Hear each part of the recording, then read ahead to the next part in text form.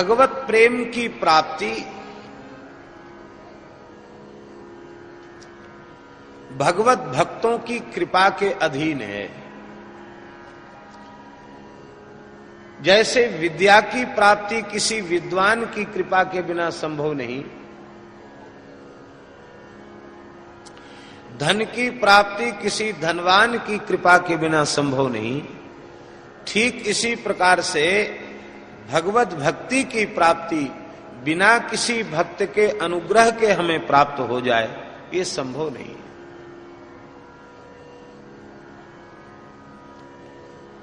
भक्तों की कृपा होवे तो भगवान की भक्ति जीव को सहज प्राप्त हो सकती है। भक्तों की कृपा कब होगी? जब भक्तों के चरणों में हमारी अगाध श्रद्धा होगी, उनमें विश्वास होगा, उनके चरणों में हमारा आत्मनिवेदन होगा, आत्मसमर्पण होगा, तब वे भक्त सहज कृपा करेंगे। इसी को भगवान ने कहा, सताम प्रसंगान मम वीर्य संविदो भवन्ति हृत्कर्ण रसायना कथा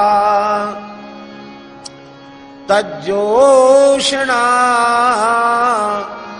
दास्वपवर्ग वर्त्मनि श्रद्धा रतिर्भक्तिरनुक्रमिष्यति।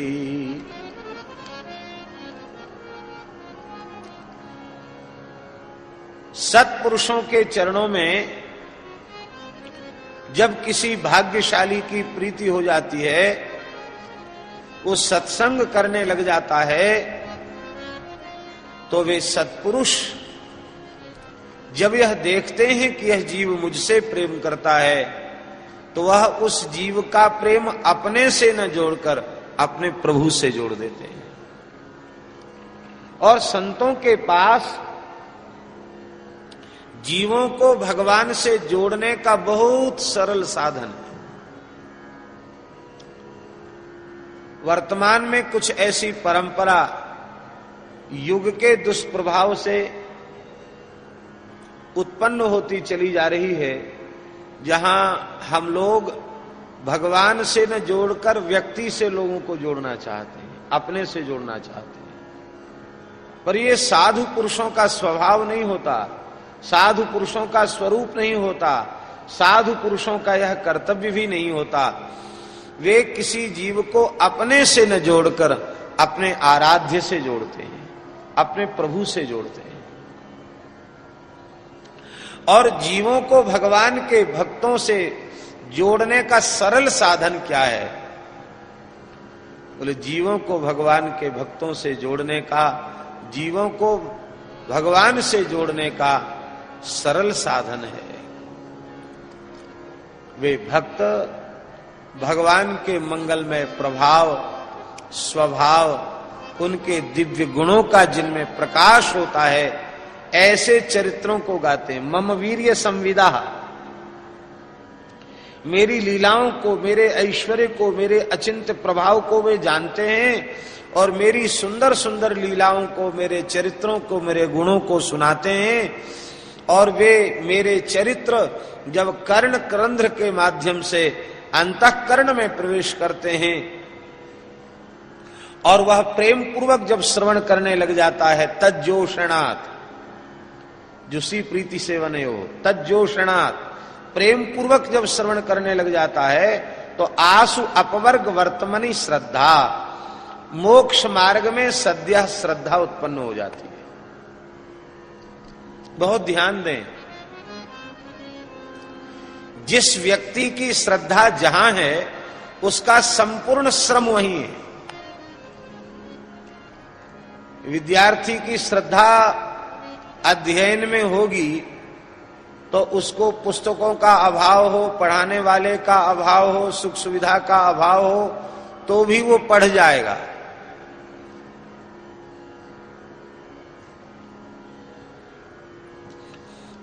और मान लो विद्यार्थी में शास्त्र के प्रति, विद्या के प्रति, अध्ययन के प्रति श्रद्धा ही नहीं है, तो एक समय तो पढ़ाने के लिए सरस्वती जी आवे और एक समय पढ़ाने के लिए बृहस्पति जी आवे, तो भी वह मूर्ख ही बना रह जाएगा, उसकी श्रद्धा ही नहीं। श्रद्धा के बिना चेष्टा नहीं होती है। इसलिए भगवान ने कहा यो यत् श्रद्धा स एव सः, श्रद्धा मयोयं पुरुषः यो यत् श्रद्धा स एव सः।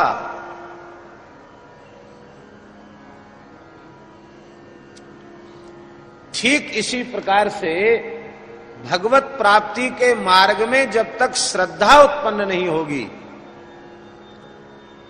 तब तक भगवत प्राप्ति के पथ पर चलने योग्य जीवन का निर्माण नहीं होगा, तब तक वैसा जीवन नहीं बनेगा। उसी जीवन को हम लोग संत स्वभाव कहते हैं। कब हूं कहो या रहे नहीं रहूंगो, श्री रघुवीर कृपालु कृपाते संत स्वभाव गो।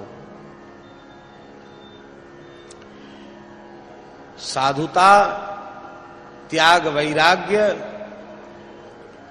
वह किसी एक विशिष्ट भूषा का ही बोधक नहीं है। वेशभूषा तो है, संत की वेशभूषा है, हम उस वेशभूषा का आदर करते हैं, वेश को भगवान का स्वरूप मानते हैं केवल।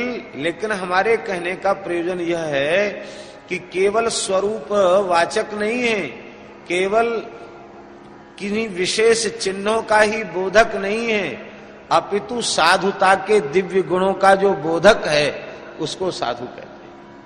साधुता के दिव्य गुण जहां प्रकट होते हैं उन्हें साधु कहते हैं। तितिक्षव कारुणिकाः, संत के गुण। तितिक्षव कारुणिकाः सुहृदः सर्वदेहिनां अजात शत्रवः शान्ताः साधवः साधुभूषणाः मय्यनन्येन भावेन भक्तिं कुर्वन्ति ये दृढाम् मत्कृते त्यक्तकर्माणः त्यक्तस्वजनबान्धवाः मदाश्रयाः कथामृष्टाः शृण्वन्ति कथयन्ति च तपन्ति विविधास्तापा नैतान् मद्गतचेतसः तैते साधवः साध्वी सर्वसंग विवर्जिताः संगस्ते स्वथते प्रार्थ्यः संग दोषहराहिते।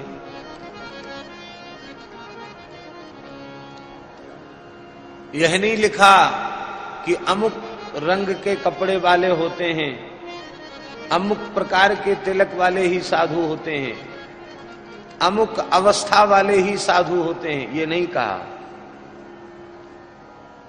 क्या कहा? तितिक्षवः, वे साधु पुरुष, भक्त पुरुष तितिक्षु होते हैं, सहनशील होते हैं। उनका देहाध्यास इतना कम हो जाता है कि उन्हें प्रारब्ध जन्य कष्टों के प्राप्त होने पर भी देहाध्यास की कमी के कारण, देह में ममत्व बुद्धि न होने के कारण उनका अनुभव उनको नहीं होता। वे सहनशील होते हैं। तितिक्षवा का अर्थ टीकाकारों ने किया है क्षितिवत सहनशीला, पृथ्वी के समान सहनशील होते हैं।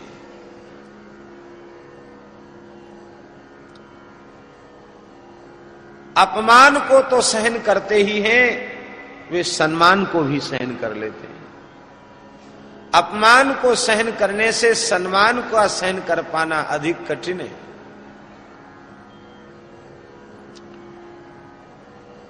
जय जयकार होने पर, आरती पूजा होने पर, अधिक लोगों के द्वारा प्रणाम किए जाने पर यदि हमारे मन के किसी कोने में ऐसी बात आ गई कि वस्तुतः हम इस सम्मान के योग्य हैं, प्रणाम के योग्य हैं, वंदन के योग्य हैं, इसीलिए मेरा इतना आदर सम्मान सत्कार हो रहा है, यह बात कहीं यदि मन के किसी कोने में आ गई तो समझ लेना अब सम्मान ही व्याधि का रूप ले रहा है, तो सम्मान पचा नहीं।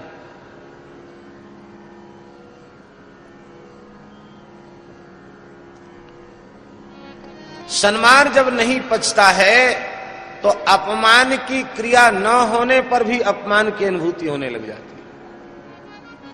हम कहीं गए, हमको किसी ने बैठने के लिए नहीं कहा, हमको अपमान का अनुभव हो गया। हमको किसी ने ठीक से बोला नहीं, अपमान का अनुभव हो गया। अब हम पूछते हैं बेचारे ने धक्का तो नहीं लगाया, गालियां तो नहीं दी, निकल जाओ ऐसा तो नहीं कहा, अपमान की कोई क्रिया तो हुई नहीं, आपको कैसे अपमान का अनुभव हो गया?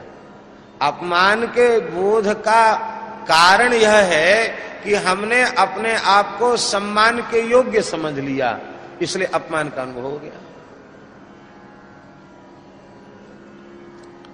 हमारे पूज्य गुरुदेव श्री भक्तमाली जी महाराज, एक सामान्य माताजी थी, संत माता, बरसाने में जंगल में रह करके भजन करती थी, बड़ी अकिंचना थी। तो उन माता जी ने महाराज जी को बुलाया, महाराज हमको कथा सुननी है। महाराज जी पहुंच गए, हम भी साथ में ही थे। रास मंडल एक छोटा चबूतरा, उसके ऊपर एक चौतरी थी, उसके ऊपर तखत बिछा दिया और उस पर इतनी जगह थी कि 4-5 लोग ही बैठ सकते हैं और ज्यादा लोग नहीं। और सामने पहाड़ वृक्ष थे, वृक्षों के नीचे संत बैठ जाते थे। बहुत सामान्य, अति सामान्य व्यवस्था थी, इतना भव्य पंडाल नहीं था, ऐसा मंच भी नहीं था। सामान्य एक चौकी पड़ी थी, एक काला कंबल और बस पोथी जी रखी और कुछ नहीं। ऊपर छप्पर था फूस का, मंडप नहीं था।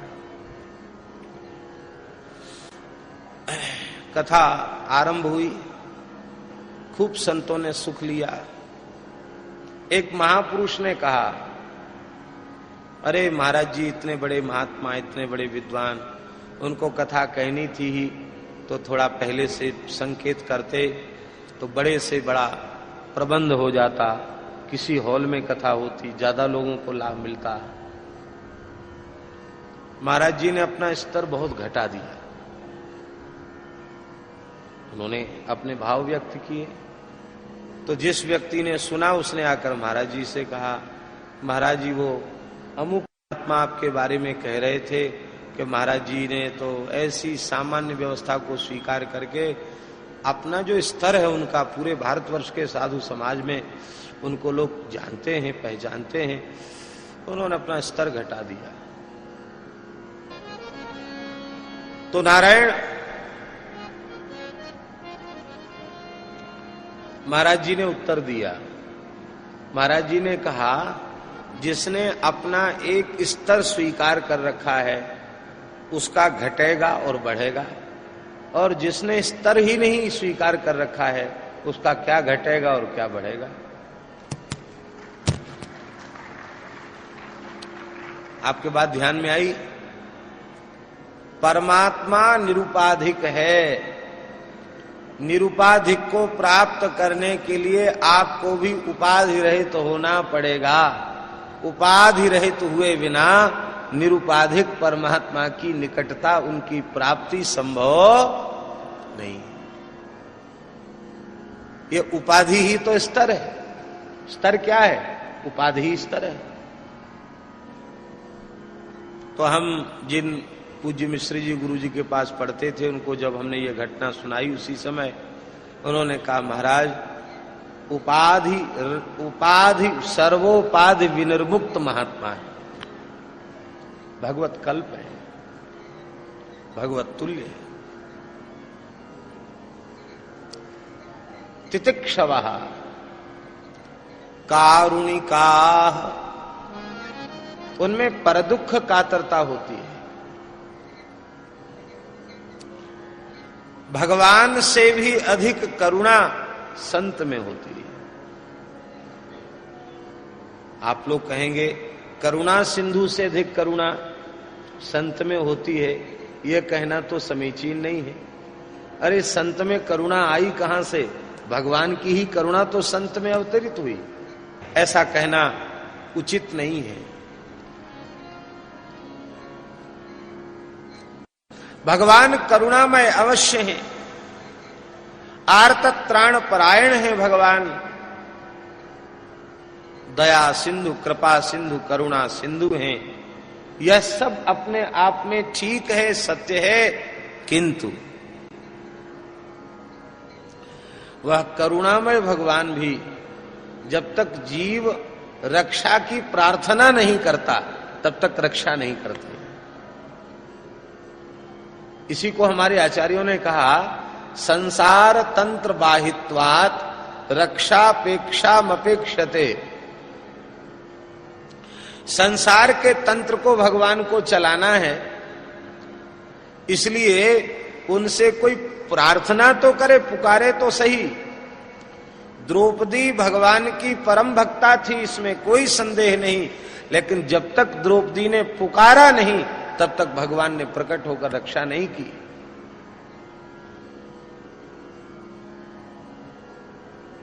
और तो और हमारे ठाकुर जी के पूज्य पिताजी, ठाकुर जी के पिताजी नंद बाबा, नंद बाबा का पैर अजगर ने निगल लिया।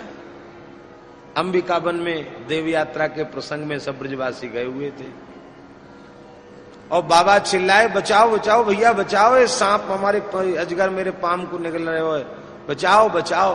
ब्रजवासी दौड़े, बहुत कोशिश की, बाबा को खींचा, न तो बाबा खींचे, न नाग खींचे, अजगर खींचे।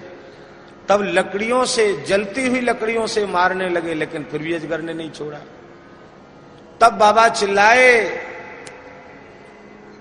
हे कृष्ण पाहि पाहि, रक्षा करो रक्षा करो, सर्पो माम ग्रसते तात प्रपन्नम परिमोचय। भागवत जी में लिखा है, सर्पो माम ग्रसते तात, बेटा कृष्ण ये सर्प मुझे ग्रस रहा है। प्रपन्नम, प्रपन्नम माने शरणागतम, माम परिमोचय, मैं तुम्हारी शरण में हूं, मेरी रक्षा करो। ठाकुर जी दौड़ के आए, जैसे ही चरण छुआया अजगर ने बाबा का चरण छोड़ दिया। अजगर मुक्त हो गया, दिव्य सुदर्शन गंधर्व के रूप, विद्याधर के रूप में प्रकट हो गया और उसने अपनी कथा सुनाई और वो भगवत धाम चला गया। बाबा ने पूछी, चौरे कन्हैया मेरे पाम को अजगर ने निगलियो और सबरे के सबरे ब्रजवासी मोए बचाए हुए दौड़े और तू नहीं आयो, कहा बात हुई? तू वहीं हो, फिर आयो क्यों नहीं? बोले बाबा ने आप मोए बुलायो कब? मेरो नियम है, मैं बिना बुलाए बिना पुकारे नहीं आता हूं। इसका मतलब है भगवान अपने पिता पर भी करुणा प्रार्थना सुनकर करते हैं, लेकिन ये संत किसी जीव के दुख को देखकर यह अपेक्षा नहीं करते कि ये जीव हमसे रक्षा की प्रार्थना करे, ये हमसे कृपा की भीख मांगे, करुणा की भीख मांगे। ये संत नहीं चाहते हैं। आहा, कारुणिका, कितनी करुणा होती है। एक व्यक्ति था, वो एक संत से बहुत द्वेष करता था। संत गांव के बाहर पर्णकुटी में निवास करते थे, अहर्निश भजन करते थे, हरितज किमपि प्रयोजन नहीं, ऐसा जीवन था उनका। सायंकाल को थोड़ी देर लोग इकट्ठे होते उनके निकट और कुछ सत्संग होता था। उस व्यक्ति को बड़ी ईर्ष्या होती कि बाबा जी करता धरता कुछ नहीं है, इतने लोग इसको आदर देते हैं और कुछ बातचीत कह के लोगों को बहकाता है। तो वो क्या करता कि सवेरे सवेरे रोज आता वहां, वो महात्मा बैठ के भजन करते होते और वो खूब जोर जोर से गालियां देता। महात्मा शांत भाव से श्रवण करते रहते। एक दिन उसकी मृत्यु आ गई, मर गया। मौत तो प्रतीक्षा करती नहीं। यमदूत उसके यातना देह को बांधकर पाश में ले जा रहे थे। जैसी संत की कुटिया आई, वो दुष्टात्मा बोला आज हमारा नित्य नियम पूरा नहीं हुआ, संत को गाली नहीं दी, तब नरक तो जाना ही है, 10-5 गाली सुना के जाऊं, नियम पूरा हो जाए आज का। यमदूतों ने कहा देखो कितना दुष्ट है, भयंकर यम यातना सहन करने वाला है ये, फिर भी इसकी दुष्टता कम नहीं हुई, चलो और पाप कर लेने दो इसको। वो वहीं से गालियां बक रहा था आकाश से। संत दिव्य दृष्टि संपन्न थे, उन्होंने उसे देख लिया कि यमदूत इसको ले जा रहे हैं। अरे बोले भाई ये इसको क्यों ले जा रहे हो? बोले ये तुम्हारा निंदक है इसलिए इसको ले जा रहे हैं, तुमको गालियां देता है। तो महात्मा ने कहा कि जो हमारी निंदा करने वाला है वो नरक जाएगा? बोले हाँ नरक जाएगा। अब प्रशंसा करने वाला? बोले वो नरक नहीं जाएगा, उसकी उत्तम गति होगी। संत बोले अरे भले आदमी, प्रशंसक का भी हमसे संबंध है और निंदक का भी हमसे ही संबंध है, तो एक हमारा संबंधी स्वर्ग जा रहा है और दूसरा नरक जा रहा है, ये हम सहन नहीं कर सकते, इसलिए इसको छोड़ दो। जब प्रशंसक की अधोगति नहीं होती तो हमारे निंदक की अधोगति क्यों हो? छोड़ दो।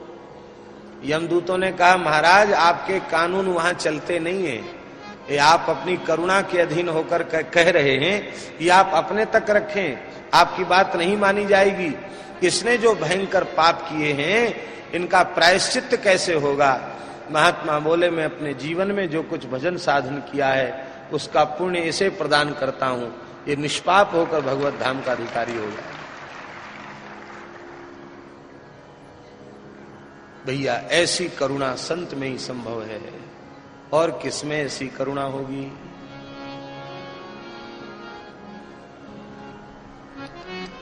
तितिक्षवः कारुणिकाः सुहृदः सर्वदेहिनाम्,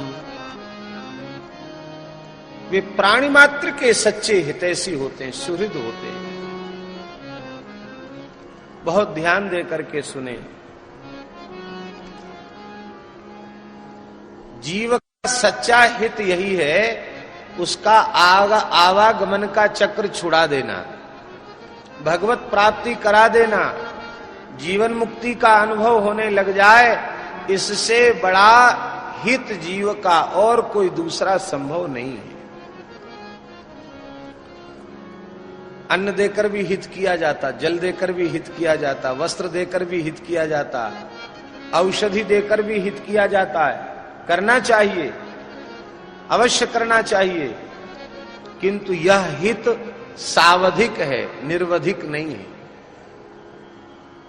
स्वल्प काल के लिए हमारे उस अभाव की निवृत्ति हुई, फिर उस अभाव से हम ग्रसित हुए। सर्वथा अभाव की निवृत्ति नहीं हुई, और वो भगवत प्राप्ति से ही संभव है, दूसरे से संभव नहीं। इसलिए संपूर्ण प्राणियों का जो सर्वोत्कृष्ट हित संतों के द्वारा होता है वो यही है कि वे जीवों को भगवान की ओर मोड़ देते हैं, भगवान के मार्ग में चलाते हैं, चलाते नहीं भगवान की प्राप्ति कराते हैं।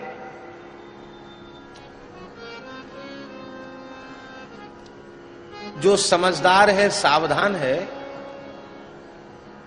उसके पूछने पर उसको मार्ग बताया जाता है कि इस रास्ते से चले जाओ, रामघाट का ये रास्ता है, यहां से जाओगे रामघाट पहुंच जाओगे। और छोटा बच्चा है तो उसको दिखाया जाएगा कि इधर रामघाट है, इधर चले जाओ।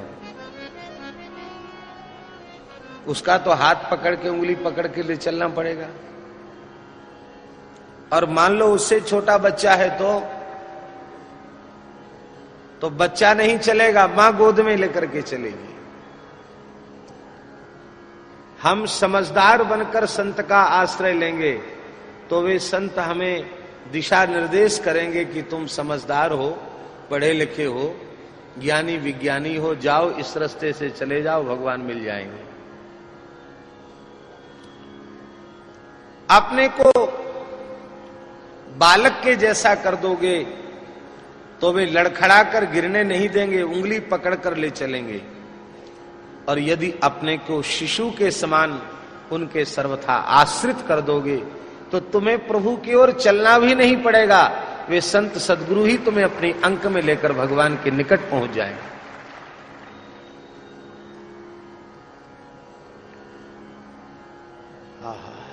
यही है जीव का हित।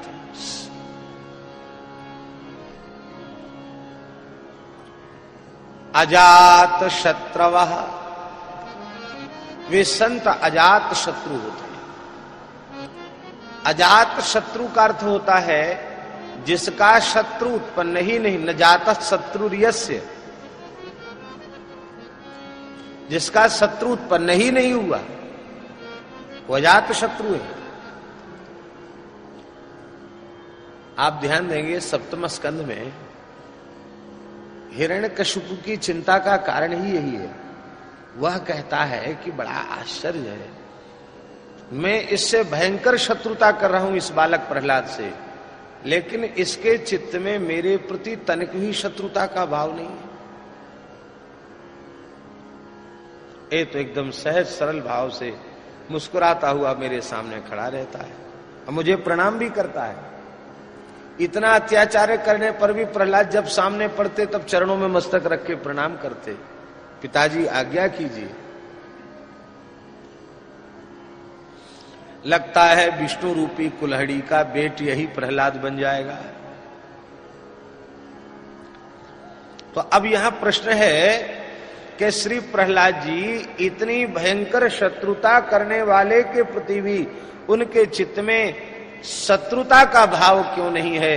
क्योंकि वे अपने पिता में भी अपने परमात्मा को देख रहे हैं। दैत्यों में भी भगवान को देख रहे हैं, अग्नि में जलाया जाता अग्नि की लपटों में भगवान को देख रहे हैं, समुद्र में भगवान को देख रहे हैं, पर्वत में भगवान को देख रहे हैं, अस्त्र शस्त्रों में भगवान को देख रहे हैं। तो प्रहलाद जी की रक्षा क्यों ना होगी?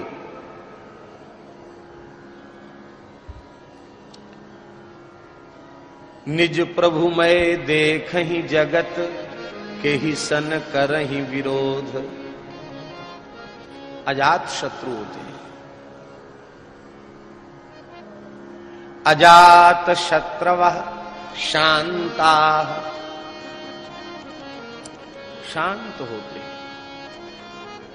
ध्यान दें, अजात शत्रवः अतएव शांता। अजात शत्रु होते हैं इसलिए शांत होते हैं। जो अजात शत्रु नहीं होगा वो शांत नहीं रह सकेगा।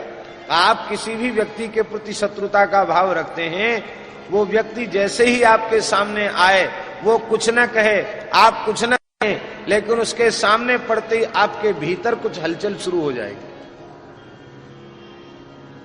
वो भाव चेहरे पर उतरने लग जाएंगे, आने लग जाएंगे। शांति छिन जाएगी, चित्त अशांत हो जाएगा। अरे इस दुष्ट का मुंह देखने के लिए क्यों मिला, ऐसा मन में आएगा। जो अजात शत्रु है वही शांत है। अजात शत्रव शांता साधवः, वे परोपकारी होते हैं और उनका आभूषण क्या है?